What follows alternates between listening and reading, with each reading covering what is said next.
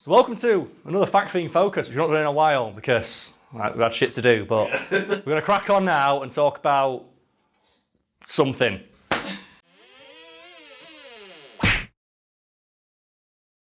Well, I can spot two nice, crisp, cold beers. Yes, you can, because that's what we do in these videos, and I'm going to open them with a random object you've got from my office, which is...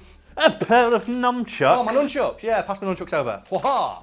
I can't do it with them, but I own these because I got them in China, and I bought them because they say on the bottom, made in China. While I'm opening these beers for me and you, mate, would you like to explain the premise of today's video? Why I find, because these are padded. So today, Bruce Lee, you're fucking out. Yeah, we just want to talk about like school stuff. Well, that's stuck in the fucking light. Fuck. Oh, but how'd that get in there? It's stuck behind the light. You know what? Let's leave it and just say whoever was in here last did it. Here goes your beer. We're going to talk about like school stories, college stories. Just embarrassing stories, like, you know, from our like teenage years. Yeah. And I then want to open it up with, like, you know, my final years as a teenager when I was 19 and I was working. This is a work story that's not been told on the channel yet, but it's one of my favourites, and that is the time that I had to become a spear fisherman. And you probably think, how are we talking about? Well, I'll explain. And I used to work as a cleaner in a nightclub. Cleaner, bar back, basically all round dog's body. And eventually I got to the role of bar support. I think that's the role they gave me, so it sounded posh. Supervisor. Yeah. Which meant I got paid 10p more an hour and came in an hour early and left an hour later. Yeah. And as part of my role, I was in charge of, like, you know, cleaning and maintaining the toilets. So one of the things that I'd always do is before every single shift, I'd go to the female VIP toilets and take a huge shit in them. And just leave it right there. And that's got nothing to do with what I'm about to talk about. It's just something that I did. It was very, very funny. Because every time the guy who worked on the VIP was like, oh, some woman left a massive shit in toilet. But anyway, one of my shifts, like, I'm just in the bar, like back, I'm cleaning some glasses.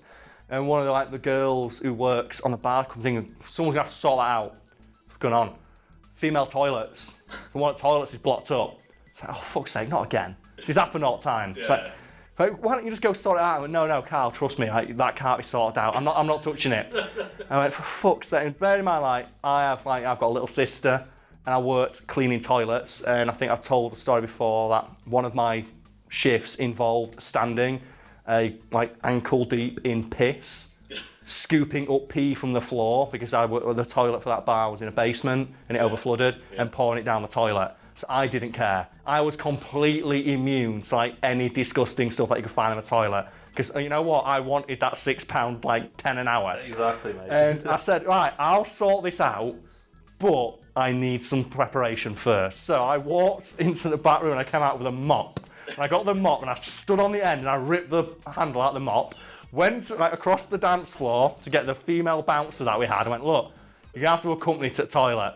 I've got some shit to do, literally. And she accompanied me into the toilet and she knocks on and goes, okay, male staff coming in to sort a problem out. And we walk in and we're just like a group of like 6 girls surrounding this toilet.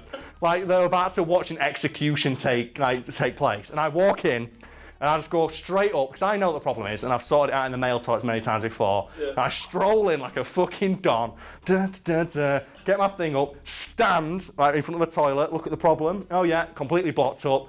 Get my my mop handle and just go, okay, don't worry girls, I've got this. Bang! Straight down the thing, pushing everything around the U-bend, it instantly empties in one go. And it's like, and I'm just like a fucking spear fishing for this turd. Get it right on, force it all the way around, and just go, you're welcome, and then just leave and just go and take a 10-minute break outside. That place was not clean, and if you happen to live in Sheffield, I'll just give you a bit of advice, don't go to Crystal, because that's where it happened. Well, you mentioned you were 19 when you did that, so Yeah, I've got one. So the Sheffield Steelers are the ice hockey team here. Yeah, go Steelers. And they're in administration in like 2010, and I volunteered for him. I thought you were going to say they're just in administration all the time. But I volunteered for him, and my idea was to dress up in a green morphsuit and just fuck about. Okay, so that sounds weird. Yeah. And I a green morphsuit, you said? Yeah. Do you still have that? No, it'll be somewhere. Okay. You're setting everyone fucking off now, that everyone's triggering. Yeah, if you want to go on Facebook, just search Green Steeler. Oh, is that you? Yeah. Is there going to be photos behind me as we talk about this? Yeah, you can search it, you can add it as a friend. I don't know. I have worn a lot of morphsuits. Yeah. Because that used to be a thing. Like me and my friends in uni, we were like the guys who wore morphsuits to nights out. Because that was our thing. And I know for a fact that you have to be very careful about how you wear a morph suit because they leave nothing to the imagination. So talking about that, so I'd wear like a shirt underneath and some shorts. Okay. And yeah, the problem was I'd run around, I'd fuck about, and like in between plays, I'd go and like high five fans, and every so often they'll put the spotlight on me. Oh, and no. fucking, it's just like looking through a bit of glass. You just see everything. One of the reasons, fun fact, that we've not actually worn, or I've not worn a green morph suit in one of these videos, is because every time I put one on, I just go. So I go to the gym quite a bit, but not enough to pull this off. Leaves nothing. Yeah, I got comments about the penis. just the dong hanging out, so we don't want that, we don't want that. So like the green steel stuff was bad enough for me, but the worst embarrassing thing, it's at the point now where it's just like water for ducks back, like fuck it. Yeah, it's happened. Yeah, when I first discovered YouTube, I was really into like backyard wrestling videos. I already know where this is going. Yeah. I already know, fucking hell. So please tell me this footage still exists. It will be on there somewhere. In which case, we're getting a clip of it. Go on, then, continue. Where me and my two cousins, who were 2 and 4 years younger than me, decided... I thought you were going to say 2 and 4 years old. 2 and 4 years old, just volleying him. Oh, man, just brawling. Just boom, doom, doom, doom. Gah! But we decided, yeah, we want to do that. But then my nan wouldn't let us fight in the garden. So we just basically fought in the back bedroom. And there's just pictures of me like doing like choke slams off the bed. I think everybody did that, but here's where you can say, what age were you when this... I was just going to say this wasn't last week. Okay, so what age were you when you did this? And this will decide how bad it is. It must be 10, 11 years ago. Okay, so I was like, wait, that's bad. I was 18. No, I wasn't 18. No, I wasn't 18. 18 years old, just choke slamming 12-year-olds. No, I wasn't 18. No, I must be older than that. Basically, I just find it and you'll see the date. Oh, okay, fair enough. We can figure that out then. There'll be a fact bar below saying what age Adam was when he was choke slamming 16-year-olds.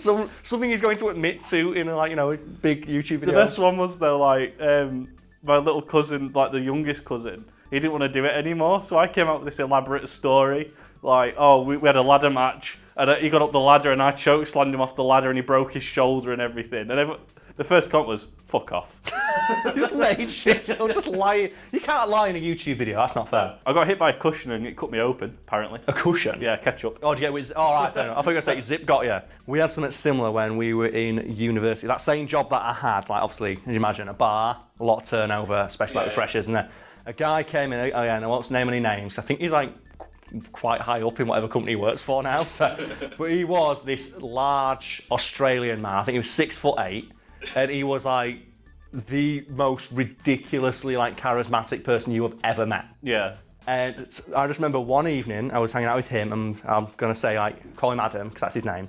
Which clarified that Adam from the stories is not this Adam. There's a different Adam. Yeah, but I get on Reddit. it just gets confusing. But anyway, right, and I just remember we were all chatting, and there was just a big there was this guy's weights in the corner, and Adam went, oh, I can do these. And started spinning the weights around, went, oh, gambit! And then threw a fucking weight bar at this guy's head, which hit him in the forehead and split his head open.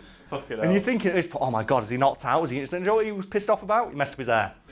He went straight to me and went, oh, you fucked up my hair! As his hair, he's bleeding with blood. Yeah. And we remember like, oh man, did you go to the hospital? No, I'm still going out. And he went to like the bathroom and he cleaned himself up and he got glued the cut back onto his head and styled his hair to cover it up. It's like, what a fucking don. So I've seen something like that when I used to do deliveries in the morning. Okay. And you get the lads from, not naming the brewery, they'd come and they'd unload like the barrels and they'd throw them on top of the cushion.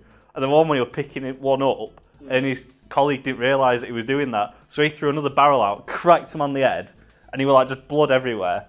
And he just fucking like, just literally got this towel, stuck it on his head, and just carried on working. The reason I'm talking about that guy is because we used to set him a challenge, and this is a true fucking story, because I've never seen anyone who had more game and swagger than this dude did. Yeah. Like, I remember like one of the first times I met him, it's like, oh, meeting your mate here, aren't we today, Adam? Like, other Adam. He went, yeah. Like, where is he? And he pointed, and there was this 6'8" Australian wearing bright purple joggers, through which you could clearly see his dick flapping from side to side, dancing down the street with massive headphones in, singing along to Katy Perry. And like on nights out, we used to say to him, like, all right, go out and find a girl with this colour hair called this. Yeah. And we set him that challenge, and I found out from his housemate the next day. Yeah, I got woken up at 3 in the morning by, like, he coming in, knocked on the door, and went, oh, hi Tom, I just want you to meet my friend. Oh, what's your name? And she like said, oh, it's like Karl or whatever the fuck. I went, okay, we'll go to bed now. That was it. That's what I've fucking done. There was this guy I worked with at fuck it, I'll say it. I worked with at the City Hall. Okay. And he wasn't the most good-looking bloke. Okay. But he had game. Well, which is all that matters. Yeah, like, yeah. game matters more. And he'd just come in and he'd be like pale. And I'm like, you alright? He's like, I've been up all night, yeah. And he'd just show me a picture of this bird he was like sleeping with. I'm just like, What? Oh, that's so good. It's so good. Yeah. I just never forget that though. Just like getting smashed in the face by like a steel bar. And it's like, oh man, you messed up my hair. I just went out to court. Shrug it off. There was this other lad I worked with as well. There's a Weatherspoons in Sheffield called Lloyd's. And he came on this works night out and he got there, he was clearly pissed. He had a couple more pints.